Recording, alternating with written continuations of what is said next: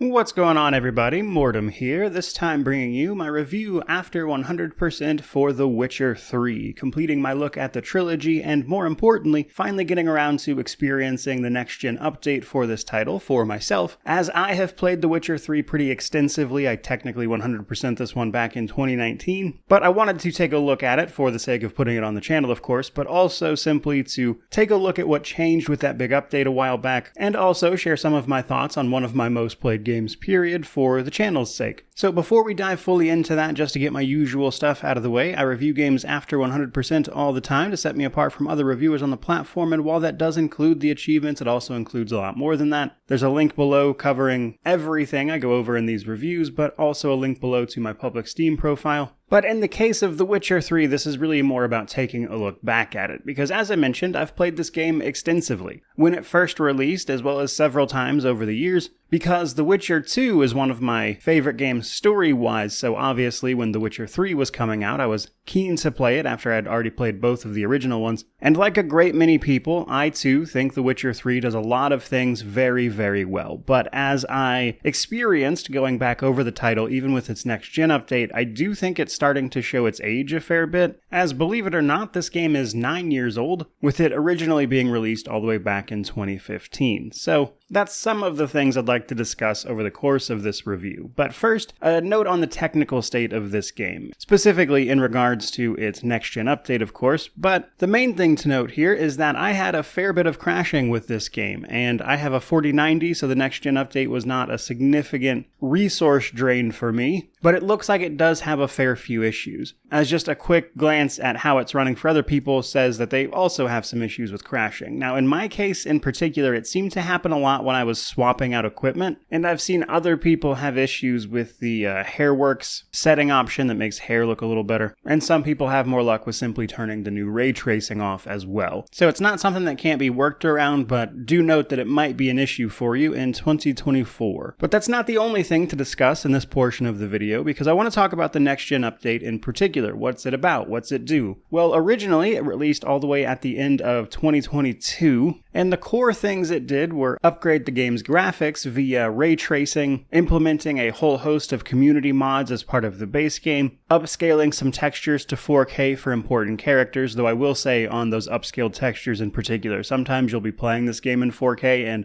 it can look very amazing with all these reworks, but not everything is textured in 4K, so occasionally you'll see this really detailed scene next to a texture that is not 4K at all, and it can look a little jarring. But they put a not insignificant amount of effort into making the game look better via those various methods. They also added cross-saves between platforms, provided of course you have a proper account set up via their launcher for that, and it also includes a whole host of new armors that you can mess around with as well, but honestly I think the cross-save there is pretty nice. They also added a new quest that is available in Velen, the start of the game, and that's to say nothing of the host of quality of life improvements. They added a quick sign casting option. I'd say this is most impactful on controller. On a keyboard and mouse where I had hotkeys anyway, the quick sign casting wasn't a huge deal, but this allows you to switch to and instantly cast one of your Witcher signs, as opposed to having to select it from a menu and then cast it, but again, with PC hotkeys, I never really noticed much of a difference here. They also added a default map filter that filters out a lot of the more superfluous map markers that are associated with something this game is known for, which is more than a fair share of filler, such as all sorts of just little loot caches being marked on your map, which honestly can get a little annoying after a while. So they added a proper filter to the map to specifically exclude those things, but all of the previous options are still there, so if you're like myself and still prefer the all option, you can do that. They also adjusted the height at which you'll take falling damage, meaning that you can fall a little farther without dying, which was the cause of no small amount of annoying deaths. You can now walk up to herbs and instantly loot them, so you'll walk up to an herb, interact with it, and it'll just add it to your inventory rather than opening up a loot window that you then have to confirm through, which is a small change, but honestly over the course of the playthrough was really nice, alongside a few other quality of life changes. Now, probably one of the bigger things gameplay-wise that I think might be of note to a lot of people is their addition of a full combat rebalance mod, though it's important to note that they did not implement this one for one. They took the core of it with some elements being tweaked farther or omitted entirely, So for the people who didn't like the default combat of the game, even that was touched by this next-gen update. And that's to say nothing of the camera changes, etc. that make the feel of the game a little bit different as well. And I can pretty much vouch for all of those various changes. The next-gen update is quite good, outside of course, some annoying crashes, and the fact that, honestly, just design-wise, I think this one's starting to show its age a bit. But let's get into that. When you first fire up a game, you're going to need to pick a difficulty, as the game has 4 of them: Story, Normal, Blood and Bones, or Death March. Now, personally, I would not recommend playing this game on anything less than Blood and Broken Bones. And that is because what changes here is enemy health and damage primarily, and because of this, if you have the game on Story or Normal, you can pretty much safely ignore significant game mechanics that, yes, make the game trivially easy, but also make it very unengaging at the same time, and because of that, I prefer those harder difficulties where you're kind of forced to use your Witcher potions, bombs, etc., and actively engage with the system a little more. But we'll talk more about that later. Now, I do also want to mention that Death March in general isn't that bad once you get past the initial portion of the game, but you can occasionally get swarmed by enemies, and on Death March, basically everything hits like a truck, and until you have a way to effectively manage those crowds, it can lead to some very annoying deaths early on, so be sure to save often if you go that route, but it's definitely very doable. I've even got a build that I'm using in this video, but also it's just a build I made years and years ago that I will also try to link in the description below if you're curious, that I personally used for Death March. But with that out of the way, let's talk about what is certainly going to be the biggest portion of this video, which is the story. Now, what I'm not going to do here is give an absolute play-by-play of every single quest,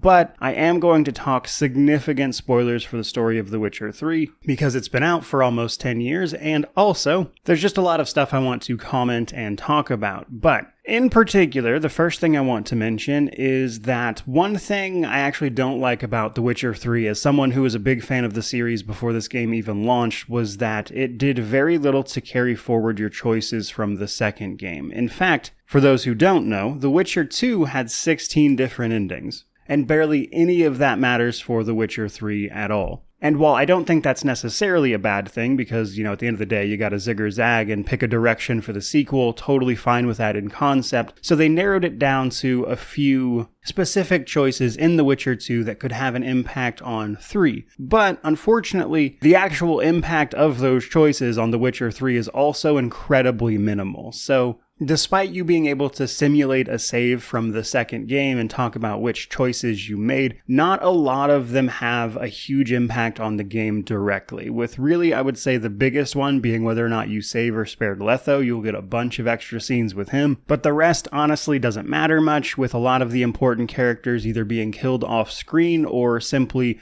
not being in the game at all. So while I think The Witcher 3 does a lot of cool things, just right out of the gate I was disappointed with the approach it took to carrying forward some of those world changes. Though I do recognize realistically 16 endings was way too much to keep track of, and they were going to have to pare that down and pick a sort of canonical way to move forward. And I don't really think The Witcher 3 is worse for any of these choices, it's just disappointing, frankly. But let's properly kick it off. Now, if you choose to play through the tutorial of the game, which you might want to do because it introduces Ciri if you haven't read the books and have no idea who she is, as she doesn't really feature in the first 2 games at all, but she is part of the tutorial here, where she is a young lady training at the castle of Kaer Morhen with the other Witchers, and you use this opportunity to familiarize yourself with the controls, get a sense of Geralt's fatherly relationship to Ciri, and it's a decent opener. But before too long, the Wild Hunt comes before you wake up and realize this was actually a dream, and we're left with Geralt and Vesemir having a conversation just outside White Orchard. This is where the game tells us that Geralt has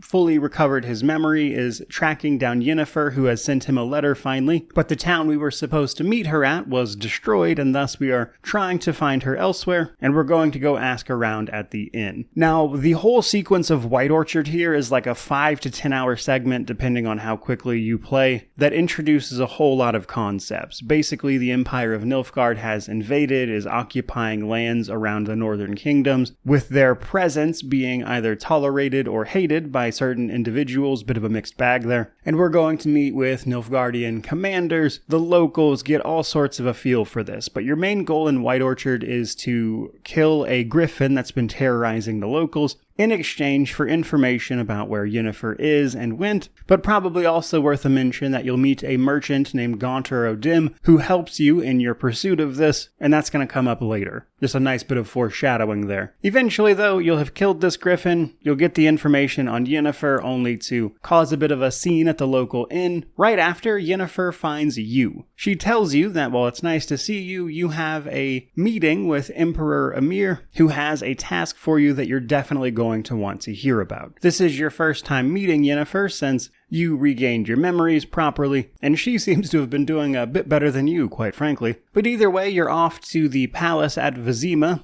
which has been conquered, so you can meet the Emperor. This is where you're going to run into the Wild Hunt, the subtitle for the game as it turns out, who are very much so after Yennefer here, but you're able to thwart them at the cost of your Nilfgaardian escort before arriving at the palace. Now, this part of the game is where you can choose to make a bunch of choices based on what you did in The Witcher 2, in terms of how it matters for The Witcher 3, which you can do by simply answering some questions. From here, we meet Emhyr, who tells us that he's found a bunch of leads on Ciri, the young woman who is effectively Geralt's daughter, and that she's seemingly resurfaced after having been missing for quite some time, which due to the powers of her elder blood, making her known as the Lady of Time and Space, able to teleport and manipulate time and space, makes her a difficult lady to track down. Thus, after having a bunch of fresh leads, Emhyr sends for the best Witcher around, Geralt of Rivia, to track down his daughter, whom he has a very personal reason for doing so, with Emhyr making clear that he wants Ciri brought to him specifically. Emhyr, though, as you might have guessed, is a pretty terrible father, and neither you nor Ciri are going to be particularly fond of the guy. From here, we can have a proper conversation with Yennefer, who can give you a little more information in terms of what she actually looks like these days, and also sets about giving us our proper leads that make up the game's 3 primary chapters. Basically, she tells us who to talk to where. We can go to Velen and look for a Nilfgaardian spy known as Hendrik in a village, track down Triss Merigold in Novigrad, and meet up with Yennefer herself, finally in Skellige, which is technically the order you would approach most of these quests, as that's sort of the natural level curve to it. Now, right after this conversation, you get a good insight via an optional conversation into the state of the war, because Nilfgaard invaded the northern kingdoms after the end of the second game. No matter what happens, that invasion happens, and we can get the current events here. Basically, Nilfgaard invaded, had tremendous initial success thanks to the events of the second game, right up until winter finally came. At which point, there were 2 kingdoms left in the northern kingdoms to conquer, Redania and Kedwen. Redania being ruled by Radovid, who has, since the first game, become more and more of a despot, and Kedwen, which is on the weakened side. So, Nilfgaard, having to wait until winter was over, basically, to continue their offensive, had paused of sorts, and instead of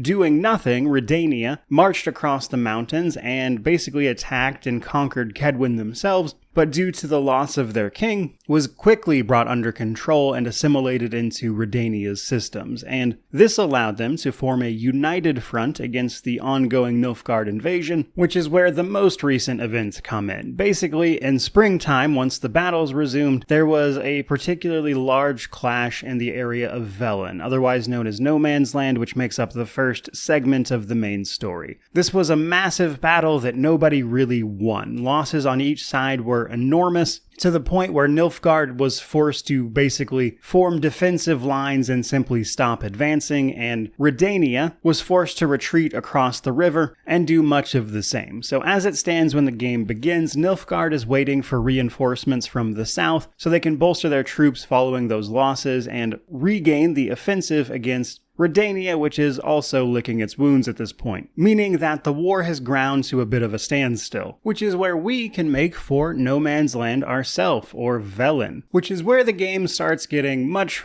better, as up to this point it's mostly just been a lot of exposition around setting things up, explaining where things stand. And now it feels like you can actually start progressing the story a little bit. So right away, Velen is a bleak and dreary place in every sense of the word. It was the site of that massive battle. As I mentioned, death and despair is everywhere. There's a famine, there's a plague. People are not doing well here is the key thing to note, and that is reflected in basically everything. Now, our job in Velen initially is to track down that Nilfgaardian spy we were told to find, known as Hendrik. We ask around at a local inn for him, get pointed to the town he's supposed to live in, only to go there and find that it has been pretty thoroughly destroyed. There was one survivor, however, who informs us that it was none other than the Wild Hunt that did this, but after rifling through his things, we can find two leads, a local witch and the Bloody Baron. You see, Nilfgaard, having had to retreat and lick its wounds, as I mentioned, has installed a sort of local leader in the area known as the Bloody Baron, who is effectively ruling the area. And we'll get to him in a moment, because first I want to talk about Ciara, or the local witch, which just so happens to be a witch Geralt has met plenty of time previously, as she was a member of King Foltest of Vizima's court, and you can inform her that you're here looking for Ciri. She'll explain that she obviously hasn't seen her, but would know if she had, but what she has encountered was a strange elven mage who led her to a dark cavern of sorts, where he was supposed to be staying. You can travel with her to go explore this ruin, which is where you'll encounter more of the Wild Hunt, and specifically their navigators, because the Wild Hunt is not some generic roving party, but rather they are a band of elves from an entirely different world that has come here seeking Ciri and her power, so they can escape what is known as the White Frost, or the Apocalypse, basically. Their navigators are how they travel between worlds, and it's clear that they came here in search of that elven mage. We can track this down, we find out that the elven mage was working with Ciri in some way, and that she encountered some local entities known as the Crones. This is pretty much all of the main story stuff for Ciara, but she does have an optional side quest afterwards that can see you helping her solve a local curse that can lead to some things where you can send her to Kaer Morhen later, which can help you in a separate quest much later on, and it's also some pretty good side content. But main story, that's pretty much it for her involvement. Now, your other lead here is none other than the Baron, which honestly is some of the best storytelling that The Witcher 3 has to offer. Now, like a great many people, the Baron aims to use Geralt to further his own ends in exchange for information, as it turns out, because the Baron's pretty direct. Ciri was absolutely here relatively recently, after she showed up,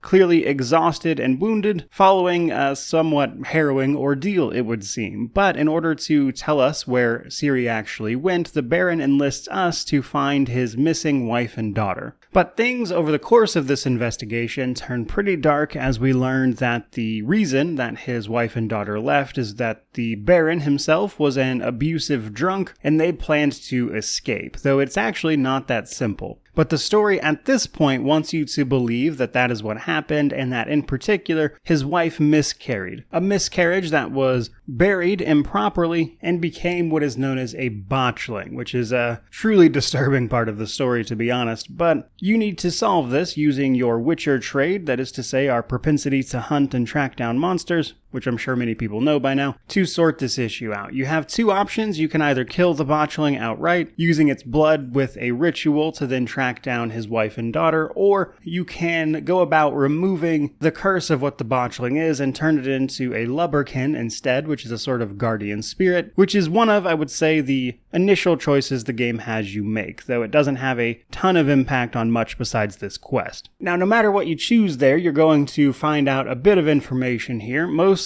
that the Baron's daughter has ran off to nearby Oxenfurt and joined the witch hunters there, and as such is a member of the Church of Eternal Fire, the local religion, and she has no plans of going back to her abusive father, which leaves us with needing to find out where the Baron's wife is. We do this by tracking down the crones that were mentioned as the Ciara side of this. The crones are probably one of the most memorable portions of the Witcher 3 period, as they are the extremely cruel guardians of Velen that live in a nearby swamp. So we're going to need to track them down, and this is going to lead you to a small village of orphans in the middle of the swamp, being cared for by a much older lady. Now, we're still looking for Ciri when we meet these ladies, so that's who we're asking about, and this puts us on the trail of a nearby godling, and we can help him recover his voice, and he will then help us compel this older grandmother to give us a meeting with the ladies of the wood, or the crones.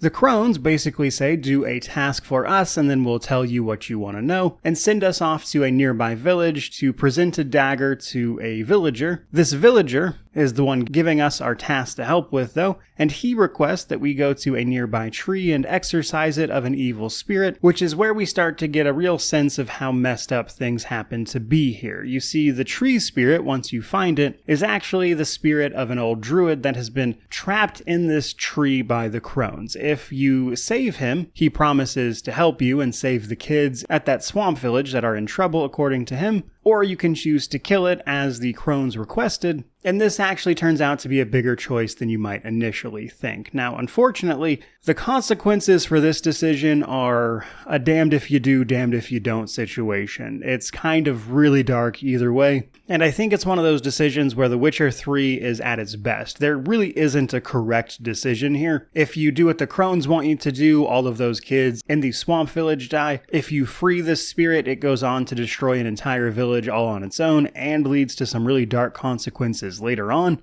outside of just the immediate results. Either way, once this is done, the villager that sent you here will cut off his ear and tell you to present it to the crones, and once you do this, the crones will appear in their appropriately ghastly visages, explaining that Ciri was here but eventually escaped after they tried to eat her, or at least were planning on doing so, which is how she got to the Baron's company to begin with. But it's a little more complicated than that still, because over the course of this investigation, and specifically right at this moment that you're having this conversation, is where you'll likely make the connection, or at least Garrett will for sure, that the older woman taking care of the orphans in this village is actually the Baron's missing wife. She made a pact with the crones where they would rid her of her unwanted pregnancy in exchange for a period of service. They obviously twisted the nature of this bargain, and she's compelled to stay here. Now we can take this information back to the Baron, who will finally tell us what's going on with Ciri, which is simply that she fled from here up north to Novigrad, which makes up the next leg of the main story. But we're not quite done here yet, because if you've talked to the Baron a bit more here, or simply explain what's going on with his wife now, you'll learn that this isn't really a one-sided thing on the Baron's side. You see, while he was very much so an abusive drunk, his wife also wasn't a good person, and has tried to murder him several times after she cheated on him while he was away at war, and it's a very dark, messed up story. But obviously it doesn't end here, because the sort of after-story wrap-up is that you can choose to help the Bloody Baron here go try to rescue his wife, and if you do this, his daughter will also show up with the Church of the Eternal Fire trying to do the same thing. Technically not part of the main story, but that particular area of it wraps up the main plot threads of Velen in a very appropriate way. Now, depending on the choices you made, there will be some extra consequences in terms of what happens to the Bloody Baron and his family, but overall, it's just the best part of this story, and it's extremely well done. I like this initial area a lot, and it sets up the game extremely well in a very dark and depressing way. Also worth a mention before we move on to Novigrad, that before you leave, like right before you leave the Baron, you'll encounter what is known as Uma, or the ugliest man alive, which is a creature under some sort of curse. You're not exactly sure about the what or why, but that's important and we'll circle back to it later, and that's pretty much all the game tells you right now. Which brings us north to Novigrad, the free city, as it were, which has thus far resisted both Nilfgaard's efforts and Redania's efforts at conquering the area, valuing its freedom overall, and like a great many human settlements in times of uneasiness, has turned to persecuting the odd and the strange. In this particular regard, they are burning mages and everything magical at the stake, and Novigrad is a real bad place to be a mage right now, which makes it perhaps no surprise then that we are trying to meet up with Triss Merigold, one of Geralt's former lovers, who also has a vested interest in helping us find Ciri. Now, upon arriving and being greeted with the information about the mages I've already shared, we'll go try to find Triss's house, only to find it being looted and that witch hunters don't like you either as a witcher. But we can also learn that in order to find Triss, we've got to look for the Putrid Grove, as it's called, or a haven for beggars and the like, which after a short quest we can find Triss Merigold here doing favors for the King of Beggars, as he's known, or one of the gang's crime lords, and after assisting Triss a little bit with this, she can point us in the direction of an oniromancer, or a sort of dream mage who can show you visions, and after some quests in this regard, we can be pointed towards Dandelion, who was apparently helping Ciri, but the problem is when you go to the Rosemary and Thyme, Dandelion's recently inherited property, we find out that Dandelion is actually missing. We don't know where he is, and thus he can't really help us find Ciri despite knowing that he was in contact with her. This is where we'll meet up with Zoltan, who can explain the situation with Dandelion a little better, and this, unfortunately, is the portion of the main story that I personally like the least. I just don't think it's super fun, and while there's a couple of good quests in here, we spend a lot of time simply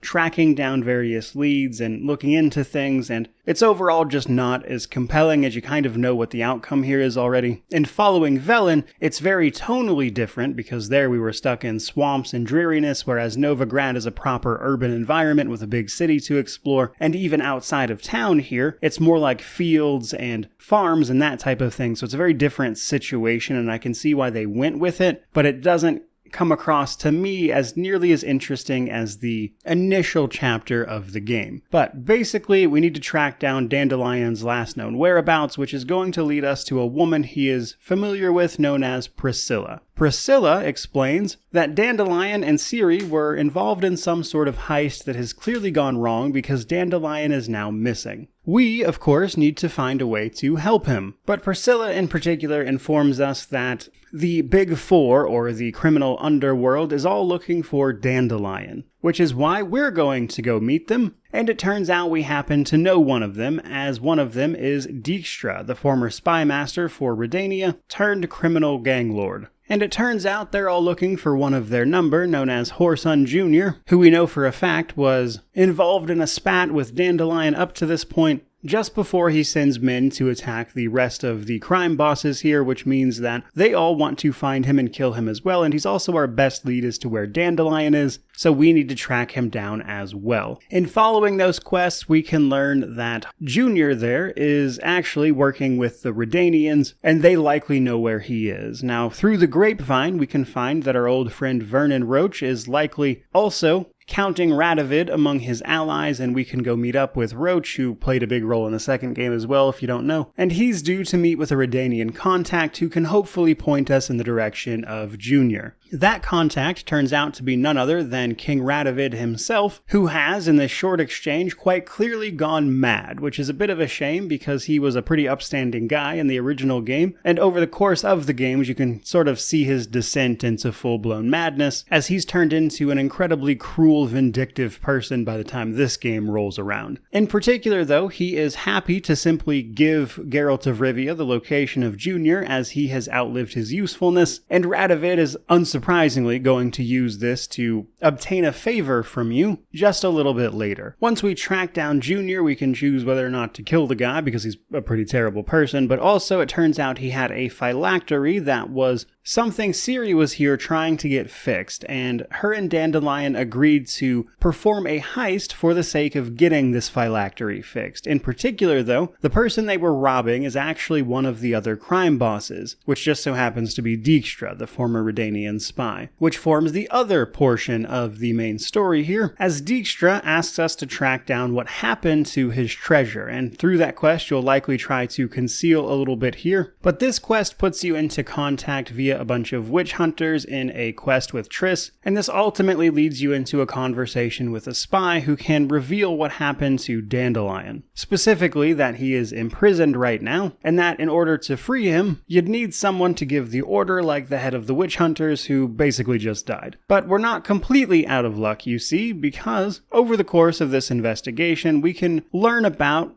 a Doppler, or a shapeshifter, who was also involved in all this, and you need to lure him out of hiding, which leads to a very ridiculous quest where you have to put on and star in a play specifically tailored to getting a sort of secret message to this Doppler and getting him to show himself. You'll get more experience and gold as a reward if you actually try to make the play good, but you can also just do a terrible job and the quest will still progress, mind you. And this Doppler or shapeshifter agrees to help you by basically arranging for Dandelion to be transferred from his prison cell in Novigrad to the city of Oxenfurt. We're going to ambush this caravan and ultimately rescue Dandelion, who gives us a little more of of the story about Ciri, with it ultimately culminating in the fact that after the heist ultimately went wrong and they were caught, Ciri teleported away, which is when, of course, he got captured. So we know Ciri's not in Novigrad, and that's pretty much where this particular section of the main story wraps up. But it's not the only notable thing, as there are a lot of really cool side bits of content right around this section of the game, including what happens to the mages, and a sort of clandestine plot involving Vernon Roche, Taller, the intelligence operative from the very first game, and none other than Dijkstra. So let's talk a little bit about those. So basically, you can learn that there is actually a plot to kill Radovid,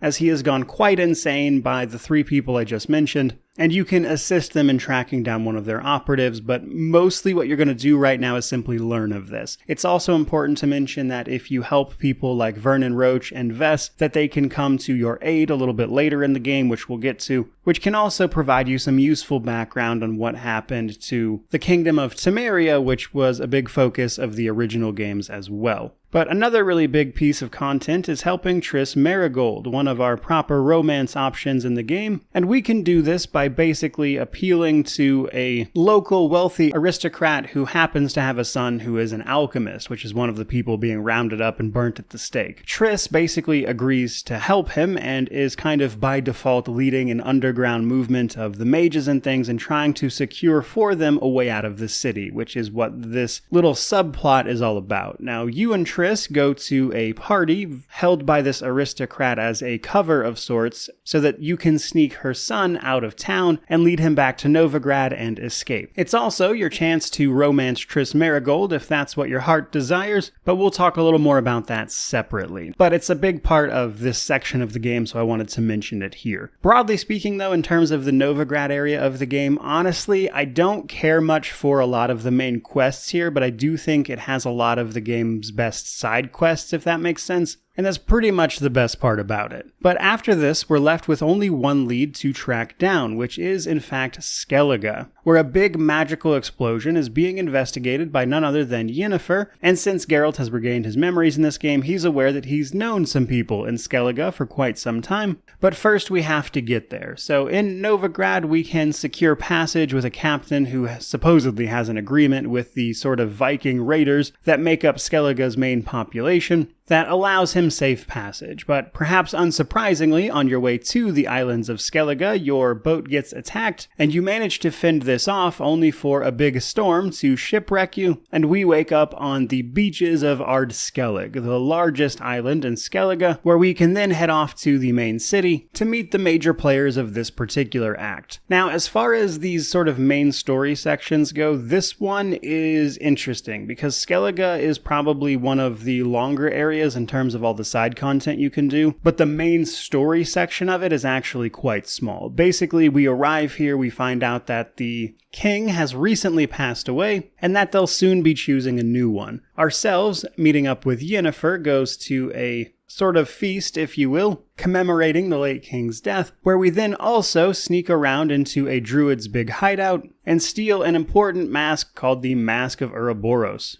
which is something Yennefer wants. We then go speak with Croc on Crate, who is an old friend of Geralt's. So Croc here agrees to help us get the permission of the local druid who is keeping Yennefer from examining the magical explosion that has to do with Ciri, and he also asks you for help with his children. This is a big portion of the side content of Skellige, which we'll get to in a moment. But main story-wise, we just go from here to investigating that magical explosion that I mentioned, which is what we need the Mask of Ouroboros for, because after a huge disagreement with Ermion, where he specifically says they should absolutely not use that under basically any circumstances, Yennefer does it anyway, which triggers this big magical storm, and we need the mask to unveil secrets of Ciri's passing through this area. As it turns out, she was very much so the cause of the magical explosion here, and in doing this, you'll eventually find a body of a rider of the Wild Hunt, and Ermion, having calmed the storm at this point, manages to tell you that a few weeks after this happened, the Wild Hunt was also seen on another nearby island, which becomes our next focus of investigation, which simply involves us going to that island or the village where this happened and investigating the incident. The village was recently raided by the Wild Hunt,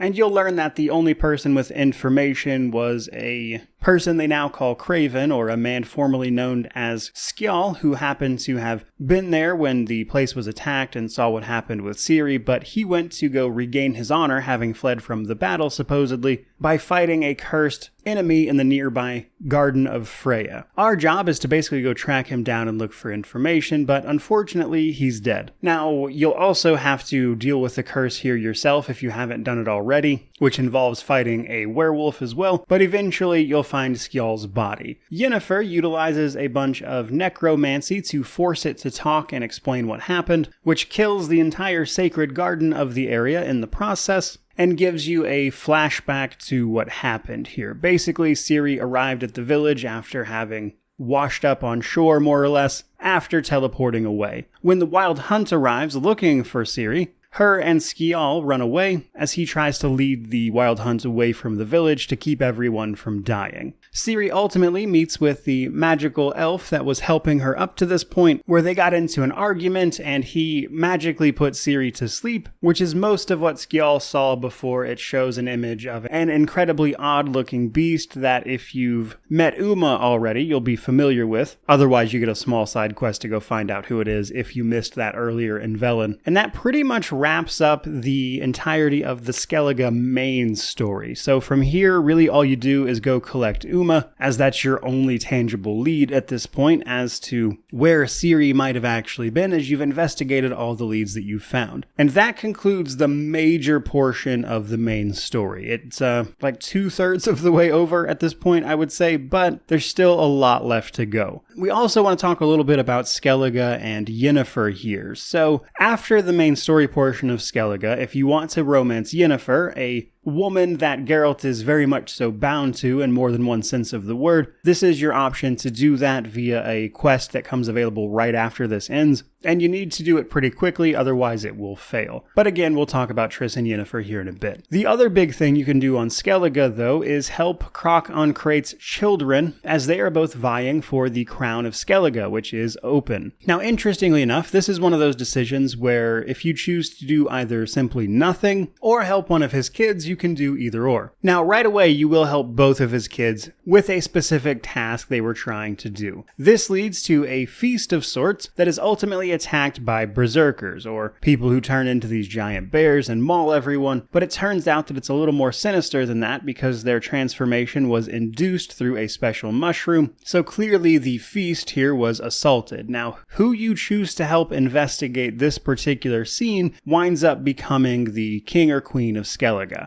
which has very, very important outcomes for the overall health of Skellige in the long run for the actual ending of the game. Though I will say it's a little on the nose, as helping Cerys leads them to prosperity and helping Hjalmar leads them to irrelevance, basically. So in this particular situation, it's more of a sort of right and wrong answer for them. And there's a lot of other cool side quests on Skellige as well, like for instance, you might get the opportunity to fist fight a bear. But of course, I'd be remiss not to mention probably the one thing that comes to mind with Skellige for a lot of people, which is all the question marks out in the sea, as Skellige sees you sailing from island to island a lot, and while you don't have to do this, you can actually buy an item that unlocks fast travel points on each of the islands individually. If you don't do that, you'll be sailing to each island, and in between the island and the sea, you can find all sorts of points of interest if you don't have that default map filter utilized. And unfortunately, every one of those points of interest is basically garbage. If it's not on an island, it is essentially just randomized loot out in the ocean, and it's not worth going around to go get them. Realistically, the only thing that can come from exploring all of the islands that are not major islands here is that on a small island to the north of the map, you can find one of the highest level enemies in the base game, which is a very strong archgriffin, but that's not a terribly difficult fight no matter how you look at it. But that brings us to the next portion of the story, which first sees us going to collect Uma. We have to go grab Uma from the Baron at the very beginning of the game, which will show you the outcomes of your choices here, and who is currently in charge of the outpost, but either way, you'll collect Uma and you'll take him to Kaer Morhen. Now, if you haven't stopped by to talk to the Emperor already, you'll be forced to go speak to the Emperor here, who is frustrated that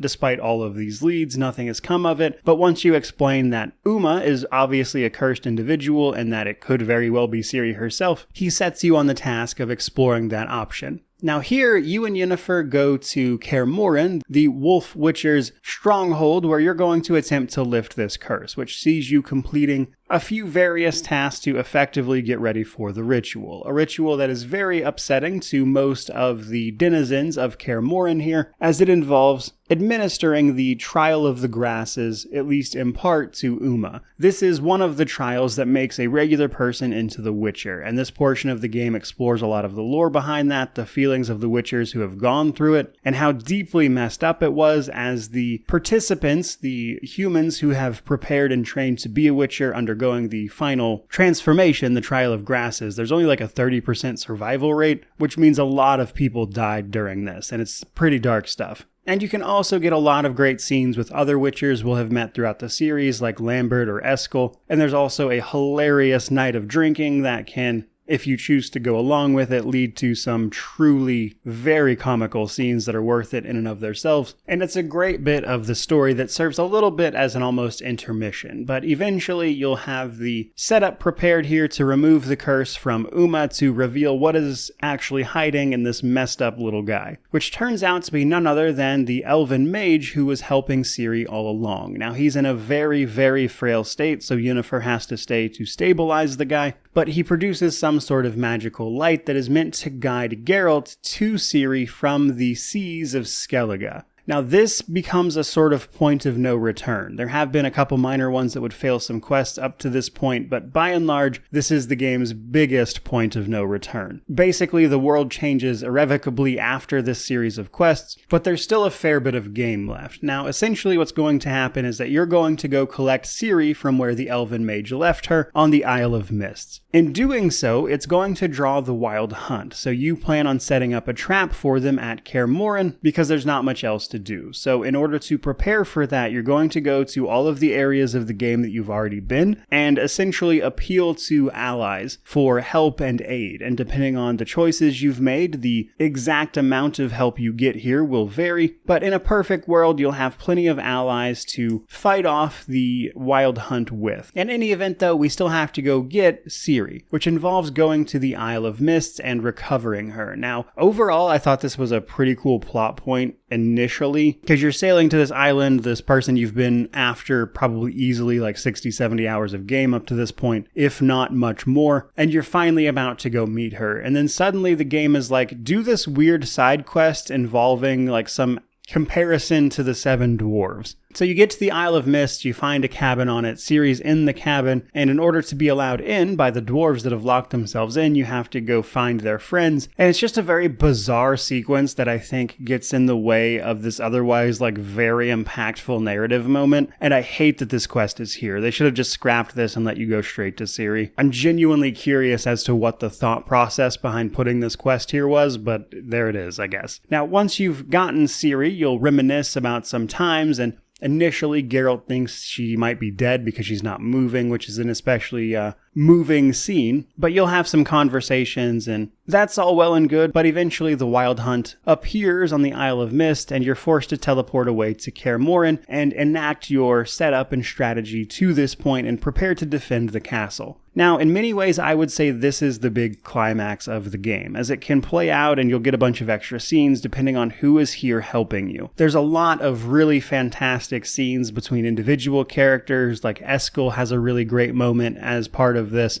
If Letho is alive and made it here, you'll get some extra scenes with him that I think were really good. But push come to shove, you'll eventually be pushed back to the sort of inner courtyard of the castle as you all try to fight off the Wild Hunt. And this ultimately ends with Vesemir, your mentor, trying to get Ciri away from danger, only to be caught with the Wild Hunt using Vesemir as a sort of bargaining chip to force Ciri to come with them, or they'll kill Vesemir. Vesemir, unwilling to let this happen despite being in a very rough situation, pulls out a knife and stabs the Wild Hunt general holding him captive. He does this intentionally to get himself killed, to remove the reason for Ciri to stay here, basically to force her to run. It's an insanely impactful scene. Does wonders for the story, especially with all the build-up that it took to get to this moment. Now, this doesn't go quite as planned, though, because while it does in fact get Vesemir killed, it doesn't convince Ciri to run, but rather hits her with such an emotional response that it activates her elder blood and shows off what that power is truly capable of, with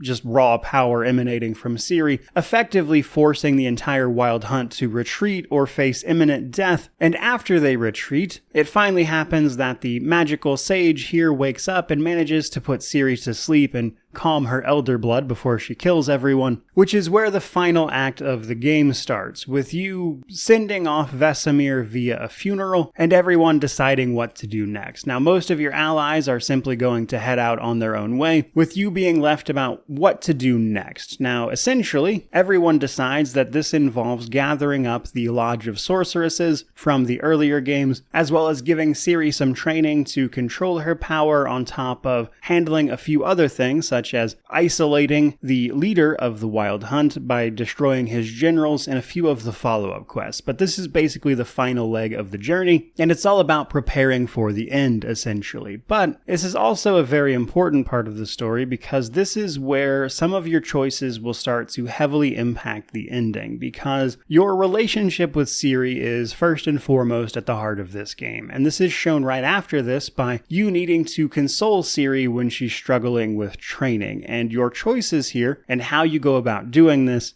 impact the game's actual ending. So basically, you can choose to be a good father or a bad one, and that combined with whether or not you ever actually take Ciri to go meet Emperor Emhyr, her biological father, is going to affect the outcome of the game and what the overall ending is from three major variations. There are technically a bunch of different smaller variations based on individual actions you could take, but there are three primary endings to the game, if that makes sense. During this training, where Ciri, Geralt, and the elven sage Avallac'h are at Kaer Morhen, Ciri eventually wakes you up, telling you about a nearby event going on in Velen, where one of the Wild Hunt's generals will be at a sort of celebration with the crones of the bog, and it's a great opportunity to attack them both. So you go off with Ciri to do just that. After breaching the mountain in which this celebration is taking place, Ciri will go off to fight the crones, following a match of rock, paper, scissors to see who fights what,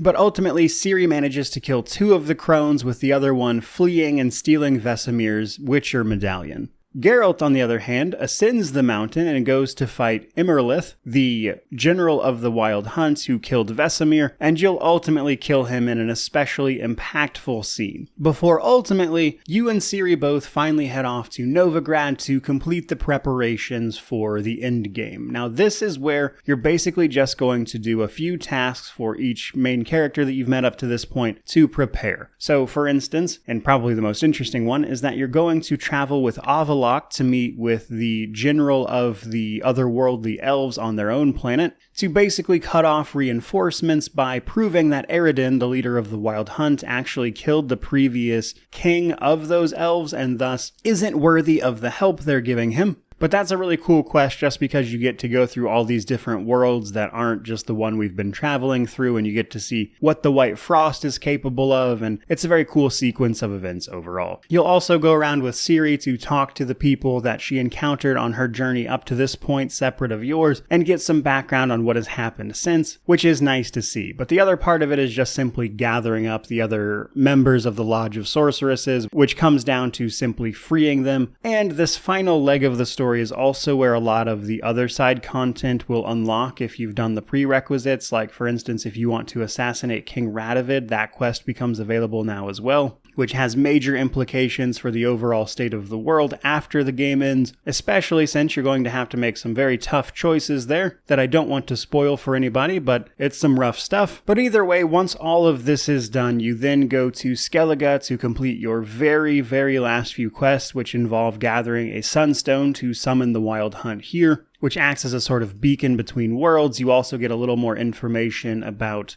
Avallac'h if you choose to investigate his secret laboratory in the area, which can answer some of Ciri's questions and leads to a moment of a lot of mixed emotions towards the end. But basically, the final confrontation with the Wild Hunt comes when you summon their King Eredin to attack you here in Skellige, which leads to a whole sequence of the endgame here where you're fighting off all sorts of people with both Ciri and then Geralt before ultimately having a boss fight with Eredin himself, which is a bit of, I would say, a throwback actually to the fight you had with Eredin at the end of The Witcher 1, though this was his spectral form instead. And just as an aside, Alvin from the first game does technically get a very, very small note entry, but otherwise isn't really mentioned, which I think is a bummer, but it is what it is. Now, after you defeat Eredin, it turns out that there's more to do, sort of at least, because now you have to track down Ciri, because Avallac'h managed to escape with her and bring her to a nearby lighthouse, and at first you think he might be trying to make some ploy to use her power, but it's actually not like that at all. Avallac'h simply brought her to the lighthouse so she could do what she's always meant to do, which is put a stop to the White Frost as part of the Elder Blood prophecy, which is something only Ciri can do, because while in many ways, yes, this is a game all about Geralt, the story is all about Ciri, and your relationship as a father to her. So naturally, the ending, while it certainly involves that boss fight with Eredin and Geralt's journey to get to that point himself, the ending of the game isn't about Geralt, but rather the impact he had on Ciri and whether you chose to give her wings and let her fly, or if you clipped her wings, frankly. And thus, Ciri enters this lighthouse, which is actually a gateway between worlds, where she can use the power of her Elder Blood to simply stop the White Frost and the coming apocalypse, which is exactly what she does. But the ending from there goes on to hinge, of course, upon all of the decisions you made up to this point. Did you support or hinder Ciri in some way, and that leads to the three primary endings? Did you take her to meet Emir, for instance? And then there's all sorts of side stuff. Did you kill or spare King Radovid? After you did or did not do that, did you make a certain follow-up decision that I don't want to spoil? And in any event, you'll be given a sort of final scene where people discuss some of the outcomes of all these events. And I personally think it does a great job of wrapping up this tremendous story and this huge journey you've made along the way, while capturing the consequences of the choices you've made up to this point. Because while this is a game that doesn't have an absolute metric ton of choice and consequence, there is a substantial amount of it, which can lead to a lot of different endings in a way that manages to be pretty satisfying, which is where the main story for the game leads off. And overall, I would say I have mixed feelings about it. Much of the main story is kind of boring, to be honest with you. You're chasing Ciri. You don't know where she is, but you know she's probably not going to be wherever you're looking, because otherwise the story would end, and obviously it's not going to. So part of the game where you're just supposed to be chasing Ciri around the map isn't super fun, but those main quests that then lead you into this really compelling stuff, like the Bloody Baron, or what's going on with the mages and their persecution in Novigrad, for instance, is really good content, but technically isn't the main focus of what you're trying to do. And there's also the fact that the story goes on for an extremely long time. My very first playthrough of The Witcher 3 was like 110 hours, and after about like 80 hours, I had made the conscious decision to just start trying to get through the story of this game because there was just so much to do. And while these days, and including for this playthrough, I can run through everything available in the game, including its DLCs, in about 90 hours, that's a gigantic game. And you spend the vast majority of that simply chasing down wherever Ciri is supposed to be, which on its own is But the last leg of it, where you're actually interacting with Ciri, I do think is much better, because it plays directly into what the overall story is all about, which is Geralt's relationship and what he's willing to do for Ciri. Now, here at the end of the story section, before we start talking about other systems of the game, the DLCs, all that nonsense, I want to talk a little bit about the old Triss versus Yennefer debate. Now, the Witcher series has always been, I would say, a very mature series with a lot of sexual encounters to go around, and while The Witcher 3 certainly has plenty of that as well, there are two romance options, basically, Triss or Yennefer, and they can play into what happens to Geralt after the credits roll. And this video didn't feel complete without talking about them a little bit, and this is because, on one hand, I usually choose Triss just because I like her personality more, but if I'm being honest, I think the best best decision for Geralt is neither of these women. They are both terrible people when you get down to it. You see, Triss took advantage of Geralt throughout the first 2 games for sure, using his amnesia to her advantage, and just straight up using the guy. And while she is generally a much nicer person, and easier to talk to than Yennefer, that's some deeply messed up stuff to do to somebody, and obviously I don't think somebody you'd want to spend your life with. Now Yennefer, on the flip side of things, is meant to be Geralt's like old flame, if you will, and they are actually bound together by a djinn's magic, which is part of her romance quest. The thing is, though, Yennefer's also a bad person because she is actively pushing people out of the way, disregarding everyone besides herself and the things she wants. She treats Geralt like absolute garbage. If you get into just a relatively tame argument with her at Kaer Morhen, she actually teleports you away to fall like 100 feet into the lake. And overall, I would say that she's just a bad person that is abusive to basically anybody and everybody, and she's someone I don't even want to be around. Now, the game does try to sort of soften this up by showing that she's only doing all of this to further your ends of trying to find Ciri, and that she'd do anything for her as well. And when she inevitably does something that is going to upset basically anyone and everyone, the game attempts to show a few scenes here and there where it's like, oh, she's doing all this to save Ciri, and it's just having to live with the consequences of doing what must be done. And it's like, no one is doing this or causing this but you. So why would I feel sorry for a character who has done nothing but bring this upon themselves? I detest Yennefer. But I also think she's an excellently written character, because it's important to remember with stories that you're not meant to like every character on screen. Sometimes their character is meant to be disliked, and in the case of Yennefer, I kind of think that's the point. And in that regard, I think they did a great job of writing Yennefer that way. She's an awful person that is technically, yes, trying to do things that align with your goals, but she's also terrible to everyone around her, and it makes for simultaneously a great character and someone I want absolutely nothing to do with, which is why I always romance Triss, even though she's also a terrible option. But, you know, it's a video game, so I can do what I want. But my actual reaction to both of these characters is that the correct option is neither of them. Moving right along, though, let's finally start talking about something else with progression systems. Now, progression systems in The Witcher 3 ultimately comes down to levels, gears, potions, and a couple other side systems like gearing up our horse, Roach. Now, right away, we have both character levels, and we can also find places of power out in the world, both of which will give us access to ability points. We're going to spend these ability points on, of course, abilities in a few different sort of types of abilities. So we've got red, which is your combat abilities. You've got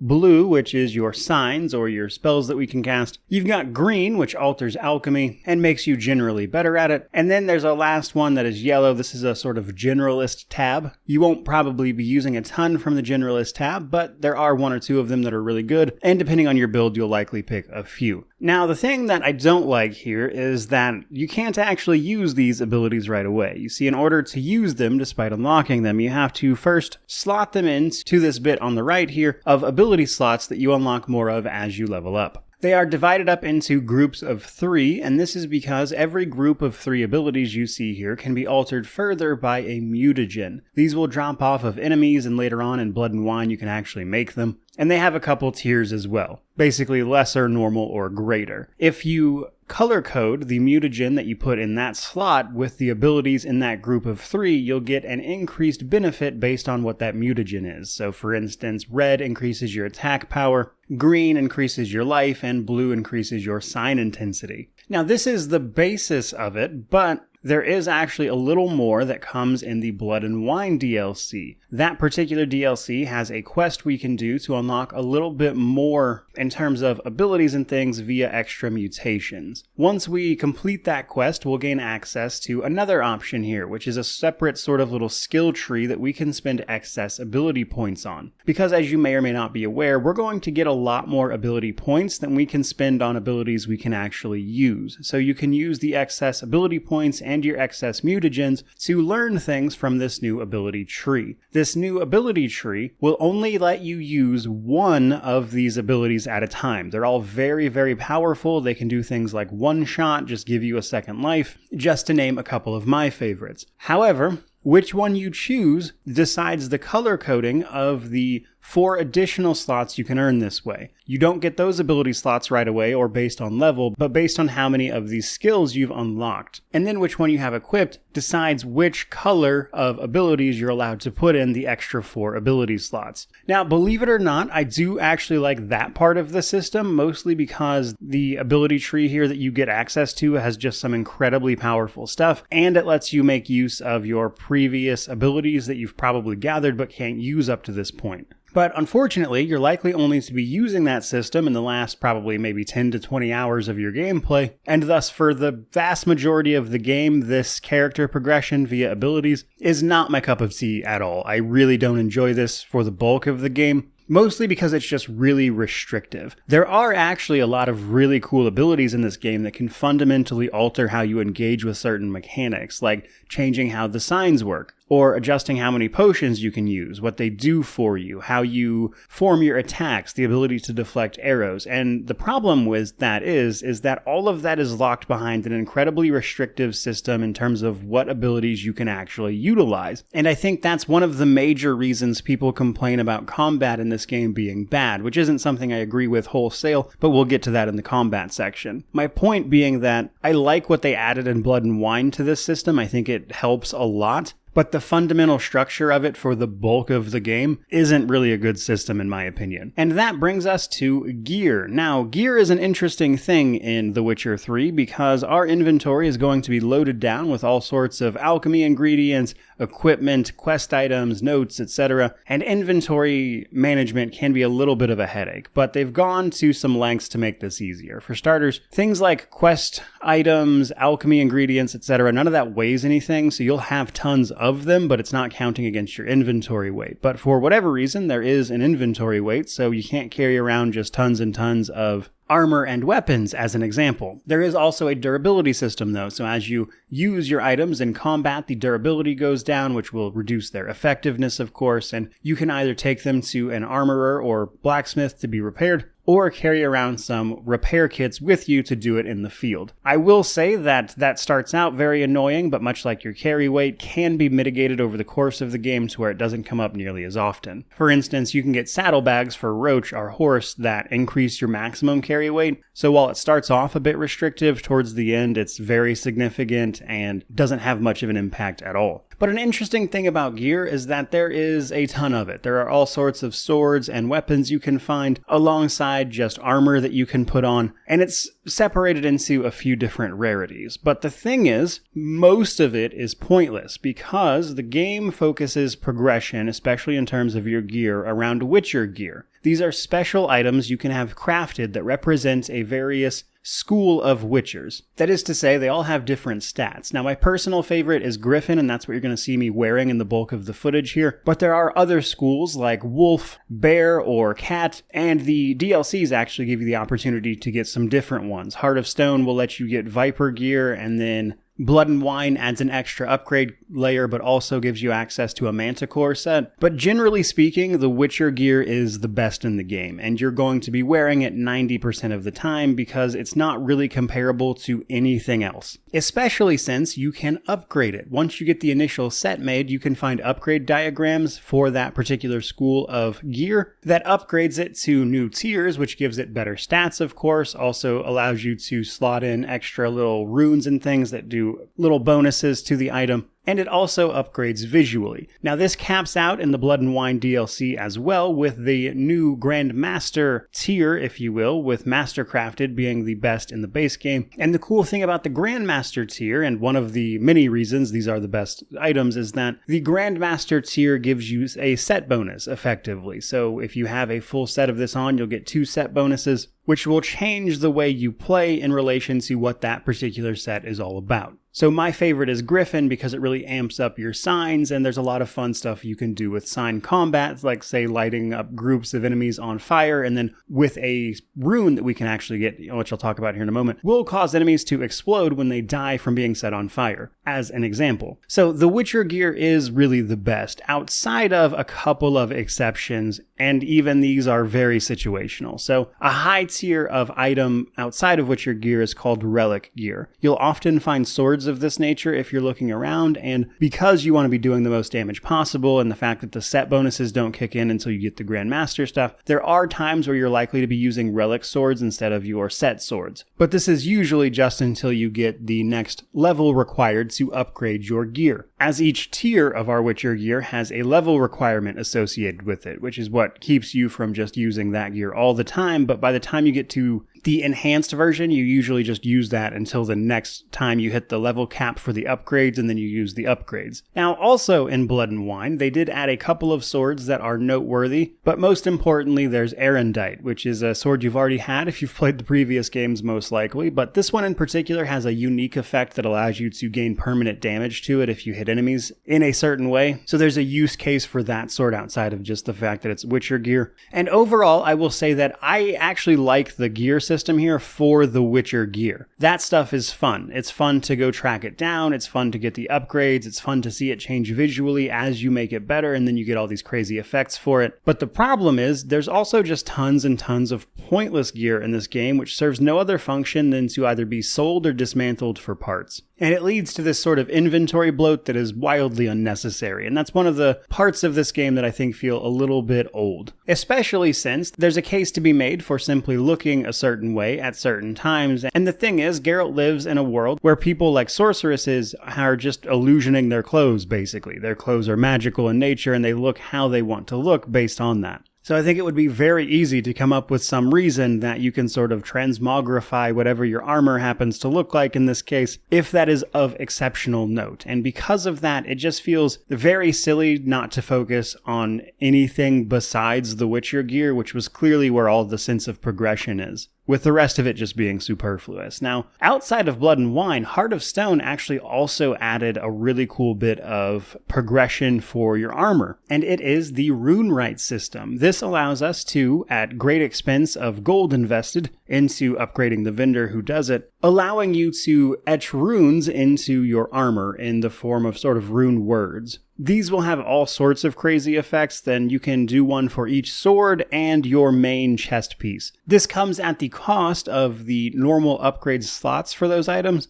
So instead of putting in the normal runes you'll be picking up everywhere, which adds small effects, you'll take up all those slots and do something really cool instead, like the Igni thing I mentioned, where you can set enemies on fire and then if that kills them, they explode. There's a really cool sword one that causes any sign you cast while you have that sword wielded to power up your sword with it and effectively cast that sign when you hit enemies with it. And I think it adds such a layer of fun progression to even things like the combat that is one of the reasons I don't agree with people who say the combat is bad, at least not in totality, because if you actually pick up the expansions and engage with those systems, I think it adds a lot to the gearing and the combat. But of course, they come so late in the game that point blank, most people are never going to see those systems, and it doesn't exactly make up for the rest of the fact that the base game does not have those things and is thus a little bit simple. But here and there, I mentioned a little bit about crafting. Now you see a lot of the gear you're going to be using, especially the Witcher gear in particular, is not something that Geralt can make himself. You have to have it crafted, which is where the diagrams come in. First, we have to find the diagrams. For Witcher gear, all of that is in a set location in the world, so you either know where it is and can just go find it, or you might stumble across it naturally, which happens more often than you might think. But failing that, a lot of vendors, especially armorers and blacksmiths, will sell notes that give you a subquest called a treasure hunt that will point you to the location of those diagrams, so they're not all that difficult to track down. But you need the diagram, and then you need a level-appropriate armorer or blacksmith. They all have ranks like amateur or journeyman, etc. And for instance, the amateurs aren't really going to be crafting any Witcher gear for you. You're going to need at least a journeyman for that, and learning where those blacksmiths are, such as the Castle of the Bloody Baron or in Oxenfurt, is important. But to make the best of the best stuff, you're going to need to find master craftsmen. There's one in Velen, and there's one in Novigrad for your armor and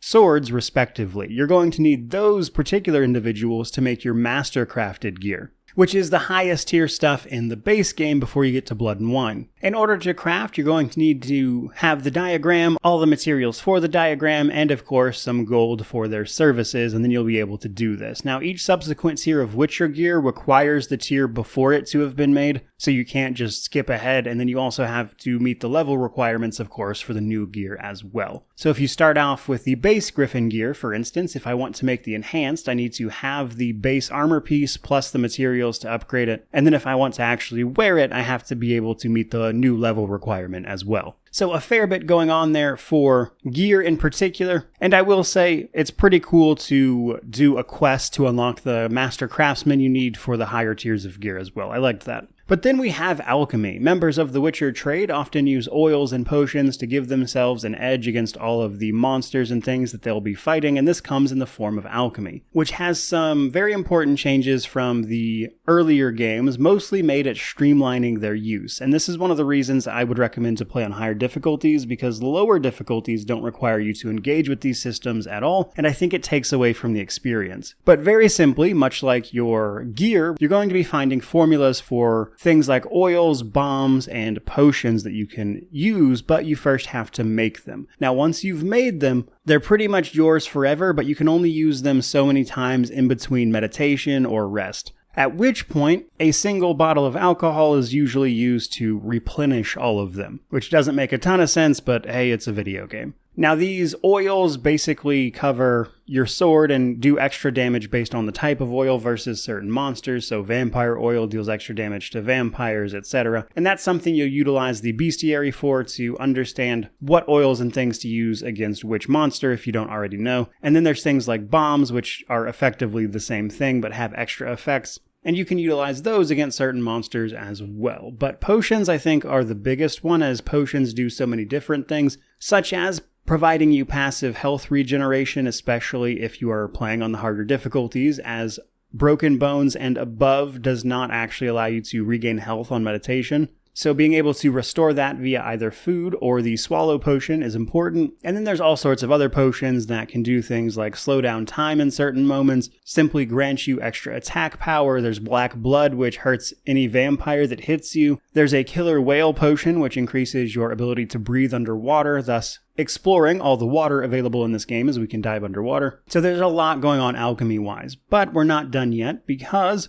basically everything you find in alchemy has a couple of upgrade paths as well, enhanced and superior versions of them. This is mostly important for your potions, but applies to everything. Now, the base level of an alchemy formula plus its enhanced version are usually pretty easy to make, but the superior version can be a bit of a headache, because outside of just gathering up herbs, which you'll likely do simply by playing the game, the superior versions of individual potions and things require you to brew a couple of extra things via alchemy that you're not really going to pick up much of anywhere else. And these are the white gull alcohol and the special alchemy substances like Cubrith, albedo, or ether. The special alchemy substances you can technically find on a couple of different monsters, but they are very rare. You're going to need to make most of those yourself, which involves combining white gull, a special alcohol, with a bunch of regular herbalist ingredients to make the special substance. And that, combined with the white gull, in the case of potions, is what allows you to upgrade to the superior version, which forces a bit of a bottleneck around how much white gull you can make. White gull is an alcohol made up of a bunch of other alcohols that you are unlikely to find much of on your own, which means you have to go buy them from the various innkeepers around the game, and they are quite expensive. I spend more gold on this every time I do a playthrough than just about anything else, outside of things like the Runeright or Grandmaster Witcher gear. So needless to say, there's a ton of progression in The Witcher 3, but we're not even done there, because technically there's other smaller side systems that I won't get into terribly, but little things like upgrading Roach's equipment, which changes how that horse looks for us, as well as increases its ability to run or move, blinders which keep it from bucking you when you encounter monsters, as an example as well. And just because I didn't know where else to put it, there's also a New Game Plus system in this particular title. After you clear the main story, you can go on to New Game Plus, though you'll likely want to clear the DLCs first, especially because that'll give you access to the progression systems that would be, I would say, the main reason you'd want to run through New Game Plus anyway, as I don't think there's so many choices in this game that the outcomes aren't immediately obvious obvious anyway that replaying something that's over 100 hours long might necessarily be so justified, but it does exist, which brings me to the gameplay and world section of this video. Now, I've discussed a great deal of the story and some of the notable side stuff up to this point, so this is going to focus a little more on the mechanical specifics and actual gameplay of the title and how that works, because The Witcher 3 is semi-open world. There are very large explorable areas that we can run around in, performing all sorts of side quests and finding various ruins, etc. in. So as an example, Velen and Novigrad are all one contiguous area, but Skellige is its own separate map. Heart of Stone got added to the top of the Novigrad area, so that's just like an expansion of that area. Then Blood and Wine is its own separate area. The map of Kaer Morhen for that part of the story is also its own thing. So there's a lot of different hubs you'll be running around, essentially.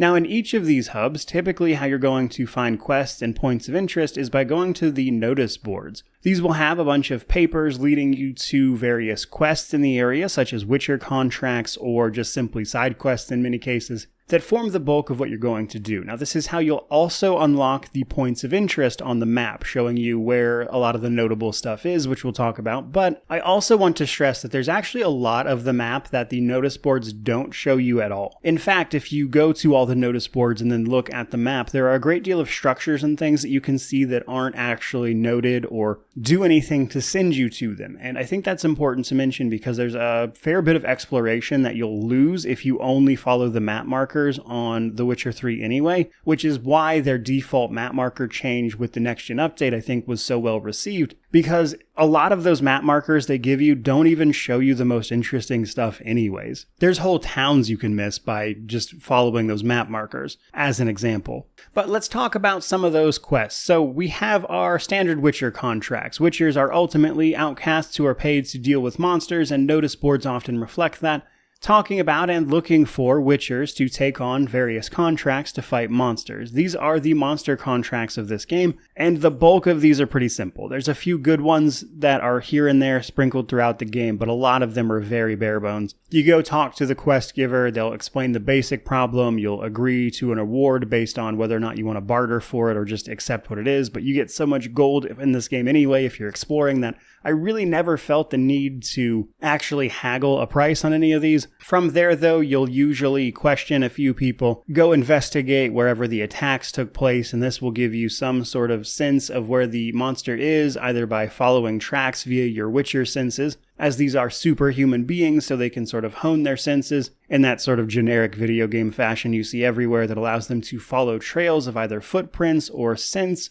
and track down monsters this way. That's the bulk of what those quests are and how they operate, which gets a little stale if you're doing all of them, as the fundamental structure of those quests just does not really change. Nonetheless, though, I do think, either because of their stories or just the interesting boss fights, there are a few of those Witcher contracts that I especially like, such as hunting down a Leshen that's marking people in Skellige. You can also find other side quests that function very similarly to this. They're just not generally about hunting down one monster as opposed to just a general situation. But let's talk about some of the things you can find out in the open world. Now, I've already mentioned places of power as places you can grab ability points out in the open world, but what this also does is enhances one of your Witcher signs for a small period of time, which can occasionally be pretty useful. We'll also find a lot of monster nests out there of varying degrees. You need a bomb to destroy these to stop the monsters from coming back. You can also occasionally find monsters guarding some treasure or loot, which can, in some cases, be things like a scavenger hunt or some sort of treasure-related thing. I will say the treasure map stuff tends to be a bit boring because you'll often find like a corpse with a note on it or something. You'll read that note, it activates a side quest of a treasure hunt, but the treasure that you're after is just really close by. You go grab it, ta-da, quest over. And it just doesn't add much to the game outside of giving you loot in an attempt to mix up just putting it in the box that you're searching to begin with. But even there, a couple of cool stories if you don't mind the reading. And my point in telling you all of that individually is that there is a ton of content in The Witcher 3 that isn't the main story, that is effectively just filler. Which is why those changes were made, and why people will often tell you to just ignore a lot of the map markers anyway, and with good reason. Now, on one hand, if you choose to explore and do everything, you're going to be loaded down with resources and cash, and the game even does little fun things to add to the immersion of what the world is. For instance, crowns are the primary currency in the game, so when you say gold, you're talking about crowns usually. But you can also find things like florins, or I forget the other currency you can find, that you can then go exchange for just regular gold at the bank in Novigrad, which is fun. And then there's simply the environment itself. Velen is this really dark and dreary place that has seen an extreme amount of blood and death, only for you to then get out of that area and go to Novigrad, which is a more urban setting with fancy houses and aristocrats who don't seem to be all that cognizant of the fact that just a few miles away, there's nothing but blood and death. And The Witcher 3, in spite of its failings in terms of all of that filler content, does do a fantastic job of nailing the atmosphere and what this world is all about, and how extremely callous and uncaring it can often be in a sort of everyone is out for themselves kind of way. And I think in many ways that makes up for the less than interesting points of the game, like for instance all of the horse races that are basically the same and almost impossible to lose, the game's mini fist fights that the second you learn how to parry their initial big swing become trivially easy, etc. But I would be remiss not to mention in this portion of the video Gwent, which is its own standalone little card minigame. Chances are you've heard about Gwent by now, as it had its own spin-off separate title where they turned it into a proper card game, and for good reason. But I will say that personally I prefer the game of Gwent in the actual game of The Witcher 3, because it does such a great job of simply being a good minigame that is so rare to see in games. It's engaging, it's fun to mess around with, but you also don't need to do it 90% of the time, and occasionally it might help you skip or get around paying for something as you challenge people to a game of Gwent. So I won't bore you with the details of the rules, but I would say many people are aware of it, and if you want to learn, there's definitely ways to do that. Honestly, really cool minigame. There's even a few tournaments you can play in the game itself, which are kind of fleshed out, and you can get all sorts of cards from innkeepers and beating other people and customize your deck even. Probably one of the most bits of fun I've had with an in-game minigame, period, which is pretty remarkable all on its own. Now, to wrap this section up, I want to talk about a few things I'm not too fond of and don't remember exceptionally well anyway. For starters, I haven't talked about it much up to this point, but movement in this game feels awful. Especially when you're trying to only move Geralt a little bit, and he tends to just overshoot it by so much. And sometimes it feels like you're trying to steer a boat in some of these houses, and it's definitely probably the point where the game feels the oldest at this point, where you're just trying to move Geralt a slight bit so you can interact with the thing you want to interact with, but you keep overshooting it, and you basically have to run away and come at it from a different angle so he'll stop doing this. And it feels very silly. Now that's a problem that is compounded with Roach, our horse, who is meant to be able to, of course, traverse us more quickly around the various portions of the map. You can call Roach to you, and luckily they've got a lot of the bugs associated with that, like the fact that it used to wind up on houses all the time. Roach will now generally get to you pretty well, and I want to mention that in particular because Roach used to be so much worse, but it's still not good. And this is mostly because Roach has the ability to move over basically nothing. The tiniest of road bumps will stop Roach in its tracks, halting completely and refusing to move any further. The gallop and canter options are also very awkward. Sometimes Roach just doesn't want to get moving to begin with, which are probably the reason why all the races are so ridiculously easy. And it's so bad that even with this next-gen update and all the fixes they've made in this regard, I generally try not to use Roach basically ever. Unless I am running on a very clearly marked trail in the open world, it's usually faster to just run there on foot. That's how bad it is. And what's more, speaking of those roads though, Roach is supposed to have a mechanic where if you stay following a road, they will do it naturally without you having to steer. I have never gotten that to work, not in the next-gen update, not in the base game, not all the way back in 2015. That mechanic has never worked for me. I'm not convinced it does. Which is why just running around on foot and going to the fast travel points is plenty enough for me. Now, fast travel in this game uses a sort of waypoint system where you have to go to road signs, and then from those road signs you can fast travel to other road signs you've already found.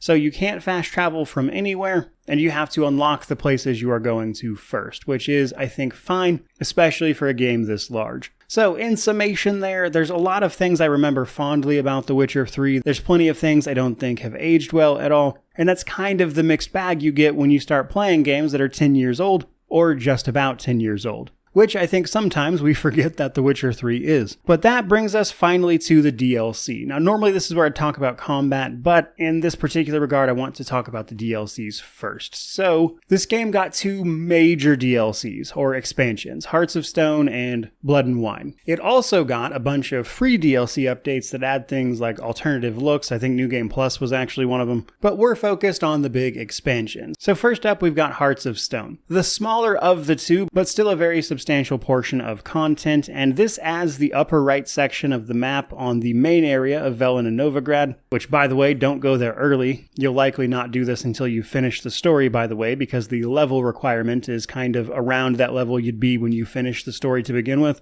and you can do it after. So it adds that area to the game alongside its big main story and a few notable side quests. But these side quests are mostly involved in the rune rite that I mentioned much earlier during progression, and the main story is the big draw of this one. So let's talk about it. So we get a contract to track down a monster in the sewers. To do this, we have to go speak to one Olgierd von Everick, a somewhat eccentric man that seems to be leading a band of bandits, for lack of a better term, at a mansion towards the north of the map. He gives us the details and sends us to slay the monster in the sewer, and upon arriving, you'll probably quickly find out this is no ordinary contract as we run into Shani, the medic from the original game, and one of Geralt's romances from that particular title. They haven't seen each other since then, as Shani has been on the front working and helping as many people as she can, as her calling is a healer, and that's what she was doing down here. She came down with some Redanian soldiers to try to fight this beast themselves, but it is massive and poisoned and killed most of them. We investigate with Shani a little bit until we find the beast's lair, which turns out to be this giant poison-spitting frog. And if you haven't found out about the potion that makes you immune to poison called Golden Oriole, this fight is probably going to be the one that teaches it to you. Now, after you fight this giant frog, you're going to be sprayed with acid, and the frog itself turns into a man and dies, while you get knocked out thanks to all the venom, only to come to in a prison boat, being carted off because the man that the frog turned into was actually a prince of Ophiri, and you're to be hanged for killing them instead of allowing them to lift that curse and bring the prince home. So you're stuck on this prison ship until one Gaunter O'Dim shows up, the merchant that you'll have met at the very beginning of the game, if you recall, and they offer to assist you out of your predicament if you agree to help them in turn collect on a debt. So they brand your face with some sort of magical mark, and then a storm brews out of nowhere crashes the ship, and we're free to escape by fighting off these merchants. We are then to meet Gaunter O'Dim at the crossroads outside of a nearby town, where the proper story of this particular game is unfolded and explained to us. Basically, Gaunter O'Dim is anything but human, that much is clear. And given that we're meeting him at a crossroad and all sorts of other things we'll learn later, it appears that he deals in Faustian bargains. In particular, though, Gaunter O'Dim needs us to assist in collecting on a difficult debt. The debt of Olgierd, the person who set us up on the original contract to begin with. Olgierd has received whatever it is he received from Gaunter O'Dim, but hasn't paid up his side of the contract, and this is where we come in. Basically, in order to properly collect on the debt, O'Dim here needs us to go fulfill 3 wishes for Olgierd as sort of a proxy system, because O'Dim isn't directly allowed to do so. And this forms the bulk of the story of this DLC, is us finishing these. But right away, we learn when we go back to see Olgierd that he is definitely not human. He's immortal in some form or fashion thanks to whatever has happened here, because you'll either have fought him personally or he'll die in a cutscene if you didn't choose the option that leads to a fight, though by the way, Hearts of Stone has some great boss fights. And you'll be given your first 2 wishes for you to fulfill, to give his long-dead brother the night of his life, alongside bringing him the house of Maximilian Borsodi. Now, the easier one to do, and probably the funnest quest of this game, is to show his long-dead brother a good time. Basically, you summon his dead brother via a blood ritual, with the assistance of Shani, actually, which is where she re-enters the story here, and she actually invites you to a wedding. And when you talk to the ghost of Olgierd's dead brother, it's decided that you'll let him possess your body for the night, basically, while you and Shani go to this wedding, making for an especially interesting tale all around, where you can see Geralt sort of act in ways that Geralt doesn't act at all normally, because it's not his personality generally. And overall, it's a really fun idea for a quest. This is also your opportunity to romance Shani, at least temporarily, let's say, and it's definitely the best part of this overall. Now, the second quest is to bring him the house of Maximilian Borsodi, which sees us going to an auction house run by Maximilian Borsodi, which leads to a quest where you have the option to buy a bunch of auctions or some special Witcher gear like the Viper armor, and it's a pretty cool little thing. But after this, we wound up getting kicked out and have to plan a heist to break into the vaults to find out whatever it is technically the house of this guy. Though it becomes pretty clear that whatever the house is, it's not a literal house, at least in the traditional sense. So we go around setting up for this heist, gathering some people. It doesn't take all that long. And then once you have these people assembled, which comes with a few choices as to who you recruit, or try to recruit anyway, you'll then get on with the actual heist. And then it turns out the person that you set up the heist with is actually the brother of the other Borsodi, who was long estranged and everything, and it's a whole mess. But long story short, you walk away with a miniature house that contains the will and deeds of the Borsodi family, basically the heir to their fortune, and you'll bring that back to Olgierd. Now, after both of these things are done, you get the final, most impactful and revealing quest of this DLC, which is to bring Olgierd the bloom he gave his wife on the day he left her behind. Problem is, this was also a long time ago, and that's surely wilted by now, so it gets a little more complicated than that, and it first sees us going to investigate his old estate, where we find out things have fallen into great disrepair, starting off with a battle against a caretaker, a boss that heals every time it hits you, which can be a little frustrating, but luckily it has a pretty simple pattern to learn, and then we investigate this house, and as we do this, we'll eventually come into contact with Iris von Everec, Olgierd's wife, and this gives us all of the information about what happened via the form of revealing memories of the past by entering a painting. This is an incredible quest. I actually love this from a narrative point. And the information we find out here is that basically Von Everec and Iris were set to be married, but suddenly the Von Everec, due to some bad investments, lost basically everything, and his marriage was halted from going forward. Olgierd, crazy and desperate, made a deal with Gaunter O'Dim to restore his estate and things like that, with a side effect of this wish that Gaunter O'Dim granted being that his heart turned to stone. He stopped feeling emotion outside of anything but the most extreme stuff, which explains his personality now. As a result of this, despite getting what he wanted, his marriage with Iris eventually fell apart as his heart turned to stone. So, in the typical tradition of a Faustian bargain, Olgierd accepted this deal, which came with the cost of the death of his brother, by the way, and got everything he ever wanted, only for it to wither on the vine, as it were. Which led to his current predicament, where now he owes Gaunter O'Dim his soul, but had some elaborate contract conditions. Now, after you turn this quest in, you'll meet up with Gaunter O'Dim, who gives you the last little bit of the quest for this, which is to send you on your way to a temple in a cave nearby, while also bringing Olgierd with you. But before this happens, you'll get a little more information that with the help of Shani, you can investigate the exact identity of Gaunter O'Dim.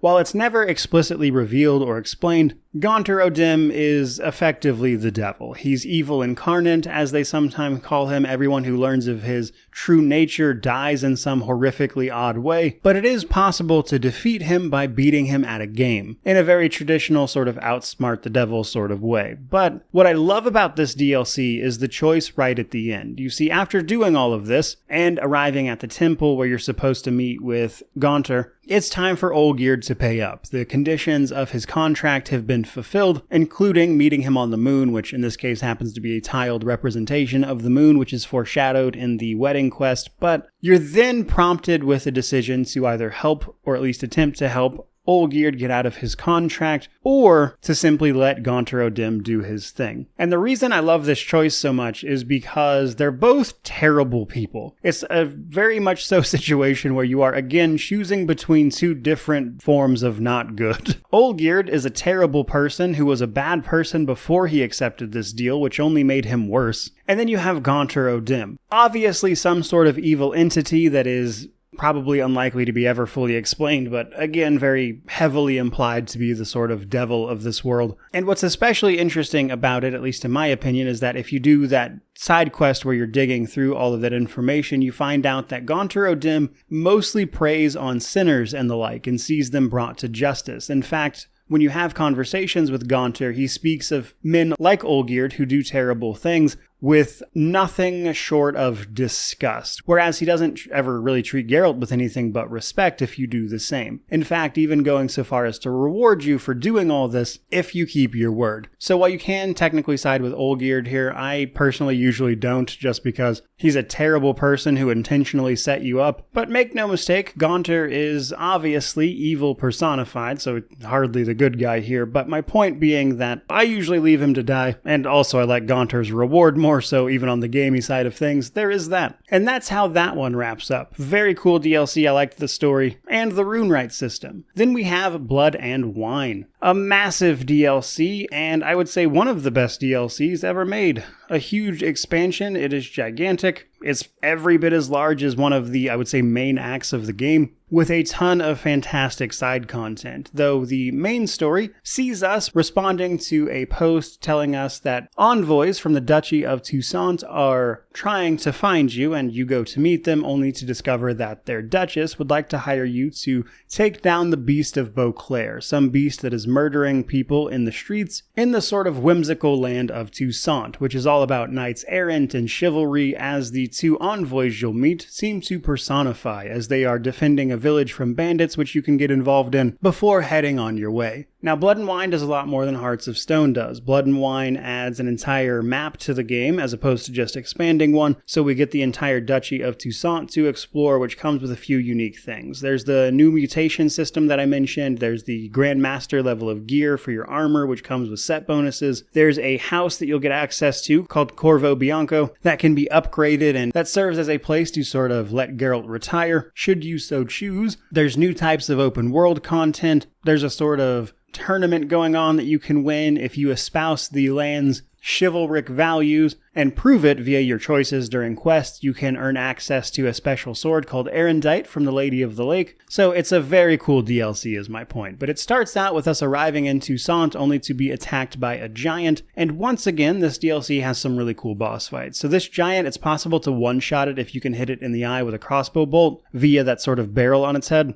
Otherwise, it's a standard boss fight with a somewhat unique enemy. After this, we get directly into investigating the Beast of Beauclair, as there's been a murder since the time these people left and we arrived. We immediately investigate this, only to discover a few different clues before someone bursts in on our little gathering, having exclaimed that the Corvo Bianco area has been attacked and we need to rush our way over there to try to defend it from a vampire that has since attacked, which turns out to be a Bruxa. This Bruxa is fixated on a special vampire hand that is, for some reason, still living and very odd. After this situation's been dealt with, we go off to meet the Duchess, Anna Henrietta, who formally extends the contract after we defeat another boss fight via a Shaelmar, which is a new enemy type, and an agreement for payment for this contract. We receive the deed to Corvo Bianco right away, with a significant sum of gold to be paid once we defeat the Beast of Beauclair. Doing some investigating, it becomes pretty quickly apparent who the next victim is going to be, which happens to coincide with a sort of festival taking place, which sees us and Anna Henrietta quickly investigating this, only to track down the Beast of Beauclair to the greenhouse at the palace, where we get our first look at the beast. He flees very quickly, and giving chase, this ultimately ends in a fight in a warehouse not all that far away. Now, this entity is clearly a vampire, and a higher one at that, which means it is an incredibly strong being, and before it can get too nasty, none other than Regis shows up to save us, which is an old friend of Geralt's thought dead after he was effectively turned into a blood smear on the wall by a mage. Also a higher vampire though, Regis is exceptionally difficult to kill, which is probably a good time to mention that higher vampires in the world of The Witcher are not flesh and blood, really. They can exist outside of a corporeal form. Not a particularly useful way to live for them, however, because, they still need a body to do things, but their life isn't necessarily their body. And unlike lesser vampires, which can be killed, the real catch to higher vampires like Regis and the Beast of Beauclair is that the only thing that can truly, permanently kill them is another higher vampire. Otherwise, while they can certainly be defeated, as Regis' existence shows you, they can eventually regenerate. It just takes a very long time, potentially. And vampires are very capable of treating entire human societies like cattle as a result, but generally they don't do that at all and prefer to keep to themselves. So much so that higher vampires are often seen as more of a myth even in this world than a reality. Regis asks to meet us later, and we explain what happened, that we were not able to catch the beast, to Anna Henrietta, but we have some leads and we'll follow up. So we go talk to Regis. We use the hand we found earlier to formulate a way to track down where the Beast of Beauclair happened to go, which involves some special ingredients. This sees us going on an incredible quest to go handle a nearby spotted wight, a monster thought hunted to extinction by the Witchers long before Geralt was even around. And this spotted wight turns out to be a cursed woman that you can choose to save and put up in Corvo Bianco if you want to, or you can just let her go on her own way and not do that. But it's a really cool little quest. After that, you have to go to an old vampire stronghold with Regis so he can effectively be riled up by blood to get an agitated form of vampire blood, which is another ingredient you need. But this old vampire stronghold gives you a lot of information into how vampires operated after the initial conjunction of spheres, which is what brought most of the vampires here to begin with, which is just a really cool bit of lore and makes for a really interesting quest. But overall, only a piece of the puzzle. After this is done, we can effectively use the potion and the hand and everything to allow us to dream of what the Beast of Beauclair was doing, which gives us our new leads, and we are able to find his lair, where you find out that he's not just killing these people for no reason, but rather someone has blackmailed him by kidnapping someone that he loves, and in order to save them, he's killing very specific people, but isn't exactly happy about it, because Regis knows the Beast of Beauclair, and is pretty good friends with him. We then go report to the Duchess about what we found, which leads us to a sort of fancy soiree, tracking down a man called the Centurion, who turns out to have stolen a bunch of wine from the Ducal Palace, which you find out from a wine stain on one of the notes we find at the lair of the beast. And this wine, in addition to a very specific jewel that was stolen from the fancy soiree, is what tells us that somehow the Duchess's long-lost sister is involved, Sienna, who was banished because she was born with the curse of the Black Sun, that is to say a princess born at a very specific time, and as such she was shunned and ever the cruel one. But thanks to some clues found at the party, we can now go track her down, and whoever kidnapped the person close to Detlef, or the Beast of Beauclair. So we meet up with some duchy forces to go do this and fight off a whole host of different enemies, and we can even fight with Detlef and Regis at the same time, which is a pretty cool little set piece. Before we climb the tower and find none other than Sienna up there, which is where Geralt puts two and two together. You see, the person blackmailing Detlef, our higher vampire, with his former lover's life is none other than just his former lover, which is Sienna, who masterminded the entire thing to use a higher vampire to strike fear into the duchy in an attempt to take it back, which is why she stole the wine from the ducal table, as well as attempting to steal the jewel that belonged to her as well. Detlef, or the Beast of Beauclair, does not respond well to this and gives you 3 days to present Sienna to him at the old vampire stronghold before he razes the place to the ground, which is exactly what happens. Following a few days, vampires attack the city of Beauclair, and we are faced with a choice. Either rescue Sienna from her imprisonment, which is why she didn't show up, or track down an unseen elder, an ancient vampire, which is extremely dangerous, and try to proceed that way and force Detlef to appear, as he won't show up for us.